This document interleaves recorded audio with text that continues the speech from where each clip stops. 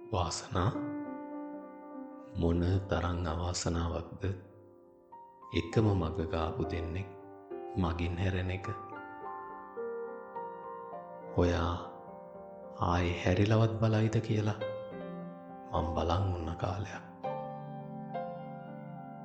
අපි දෙන්නගේ ප්‍රාර්ථනා එක මිටකට ගහගෙන ගියා මහ හුළඟේ. මං ගිලෙන තරමටම කඳුළු වැහි වැස්සා කාලේ. කරවටක් ගිලීගෙන ඉන්නකොටයි මං පිදුරු ගහක එල්ලෙන්න තීරණය කළේ. වාසනා එයා තමයි මට තරු එලියක් වගේ පාර කිව්වේ. අවුවේ වැස්සේ පින්නේ මාව මෙච්චර දුරක් එක්කගෙන ආවේ.